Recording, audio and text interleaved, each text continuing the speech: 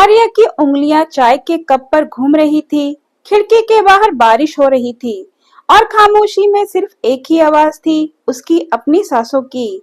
कभी लगता जैसे सब ठीक है, फिर अचानक सीने में एक खालीपन उभर आता, बिना वजह, बिना शक्ल के।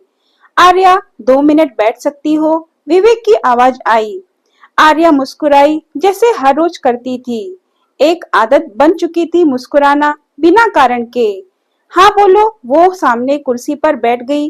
विवेक ने कुछ देर तक फोन को देखा, फिर जेब में हाथ डाल लिया। ऑफिस में थोड़ा प्रेशर है, मीटिंग है बाहर, शायद रात हो जाएगा। आर्या ने हंसकर सिर हिला दिया। ठीक है, पर खाना खाकर जाना। विवेक ने सिर झुकाया और जल्दी से उठ खड़ा हुआ। आर्या को एक बार भी नहीं देखा और चला गया। कभी कभी सबसे बड़ा जवाब वही होता है जब सामने वाला कुछ भी ना कहे। रात के 11:30 बज चुके थे। आर्या अब भी दरवाजे की तरफ देखती रही। चाय ठंडी हो गई थी और आंखों के नीचे थकान की लकीरें गहरी होती जा रही थी। फिर अचानक दरवाजा खुला और उसकी नजर पहली बार पड़ी उस लड़की साक्षी पर। लंबे बाल, मुस्कुराती आंखें और वो आत्मविश्वास। वो किसी और के साथ नहीं थी, वो विवेक के साथ थी। हाय आर्या, मैंने तुम्हारा नाम सुना है, विवेक बहुत जिक्र करते हैं तुम्हारा। साक्षी ने हाथ बढ़ाया। आर्या कुछ सेकंड चुप रही, फिर मुस्कुराकर हाथ मिला लिया। तुम? ओह, मैं विवेक की क्लाइंट हूँ, बेंगलोर से आई हूँ, रात यही रुकना पड़ा, होटल की बुकिंग नहीं मिली इसीलिए। विवेक ने कहा, कोई बात नहीं, मेरी पत्नी बहुत समझदार है। आर्या कुछ नहीं बोली, बस देखा, बहुत गौर से देखा। रात को बिस्तर पर लेटी आर्या सोचती रही, विवेक की वो आवाज, साक्षी की वो नजरों में चहकती सहजता, कुछ तो था जो छुपाया जा रहा था, या शायद सब कुछ खुलकर सामने था पर उसने खुद ही देखना नहीं चाहा। आर्या सुबह जल्दी उठकर मंदिर की घंटी बजाती, पूजा करती, लेकिन आज उसके होठों पर वही मुस्कान नहीं थी। उसके अंदर कहीं कुछ चुपचाप बदल रहा था। उसके हाथों में पूजा की थाली थी, लेकिन निगाहें विवेक के बिस्तर पर ही टिकी थी। वो अब भी सो रहा था और मोबाइल उसके तकिए के नीचे आधा छिपा हुआ था। आर्या का मन किया एक बार देख ले, फिर सोचा नहीं, ये भरोसे की परीक्षा नहीं होनी चाहिए। लेकिन अगले ही पल मन ने कहा, कहीं भरोसा ही झूठ निकला तो। उसने धीरे से मोबाइल उठाया। पासवर्ड वही था, विवेक की माँ की जन्म तिथि।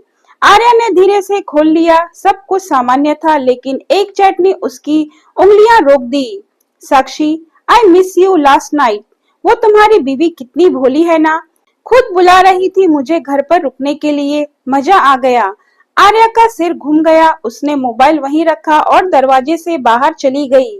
आर्या अपने घर की छत पर बैठी थी। उसके पास मधु आई, उसकी बचपन की सहेली। तू ठीक तो है ना, चेहरा क्यों उतरा हुआ है? आर्या ने कुछ नहीं कहा, बस मुस्कुराई। फिर धीरे से बोली, क्या कभी किसी ने प्यार में खुद को इतना खो दिया कि पहचान ही मिट गई?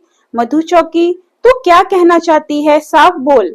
आर्या ने सब बता दिया, साक्षी, चैट, रात की बात। मधु ने लंबी सांस ली। मैं तुझे एक बात बताना चाहती थी, लेकिन डरती थी कि तू टूट जाएगी। आर्या ने उसकी आंखों में झांका। बोल मधु, अब डर नहीं लगता।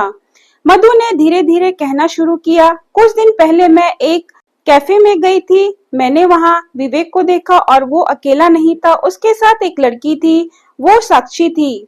मैं पहचान नहीं पाई पहले, पर जब तूने फोटो दिखाई थी कुछ दिन पहले तो यकीन हो गया। आर्या की सांसें थम गई। तूने मुझसे छुपाया क्यों मधु? क्योंकि तू उस वक्त बहुत खुश थी आर्या। मुझे लगा शायद मैं गलत देख रही हूँ, पर जब आर्या ने अपनी हथेलियां देखी, थोड़ी कांप रही थी। मतलब जो मैं सोच रही थी वही सही है। मधु ने सिर झुका लिया। मैं अब और चुप नहीं रहूंगी, आर्या बोली। अब वक्त है सच्चाई से सामना करने का। उस रात आर्या ने विवेक से कुछ नहीं पूछा। अगली सुबह वो सामने बैठी थी, चाय की प्याली हाथ में लिए, और विवेक अखबार पढ़ रहा था। आर्या ने पूछा, साक्षी कैसी है? विवेक चौंका, लेकिन चेहरा संभाल लिया। साक्षी कौन? वही जो पिछले हफ्ते हमारे घर रुकी थी, तुम्हारी क्लाइंट। विवेक ने अखबार नीचे रखा। अरे हाँ, वो ठीक है, शायद बात नहीं हुई उससे। आर्या मुस्कुराई। अजीब बात है, चैट पर तो कुछ और ही चल रहा था।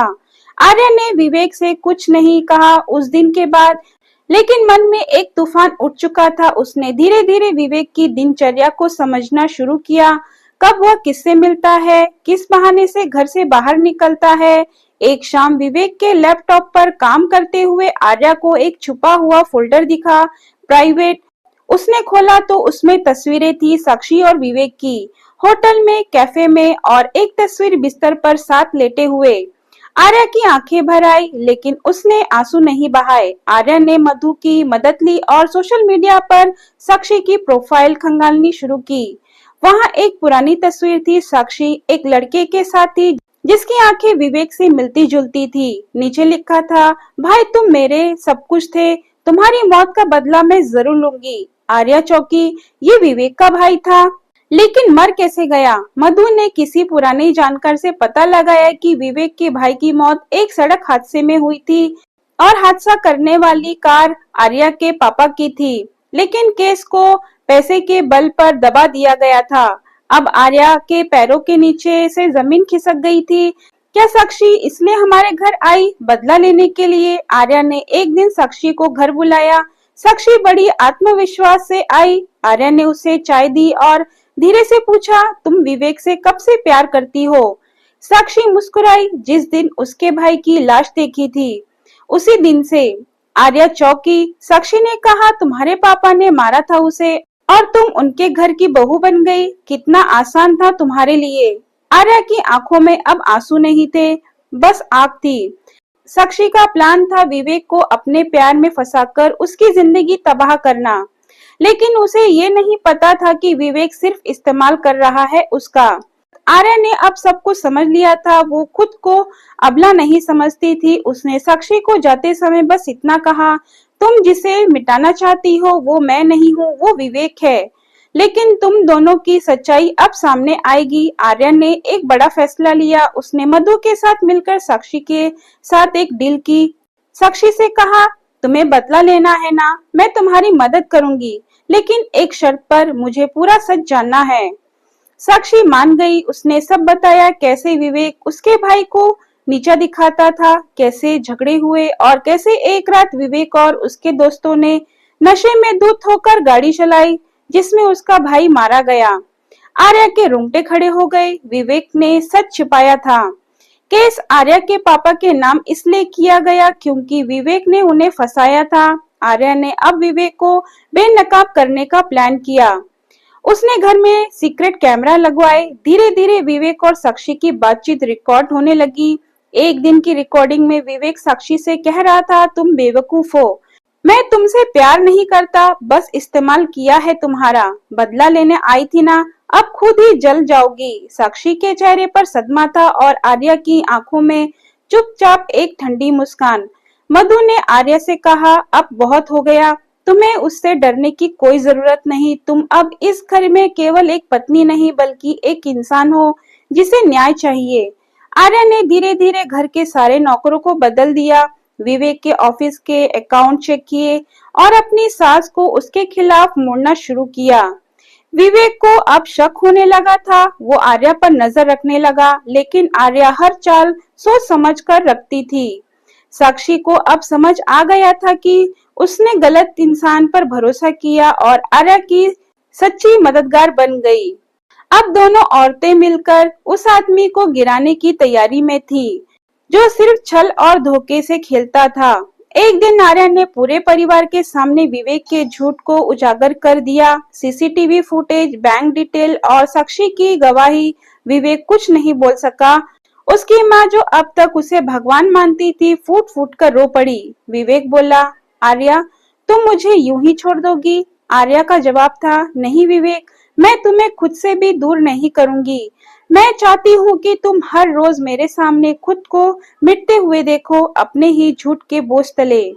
दोस्तों, अगर आपको मेरी वीडियो पसंद आए तो वीडियो को लाइक, शेयर और सब्सक्राइब करना ना भूलें और कमेंट बॉक्स में कमेंट करके जरूर बताएं कि आपको मेरी वीडियो कैसी लगी। और अगली वीडियो आपको किस विषय में चाहिए, मुझे वो भी कमेंट बॉक्स में कमेंट करके जरूर बताएं, ताकि मैं आप लोगों के लिए उस विषय में वीडियो बनाकर ला सकूं। धन्यवाद।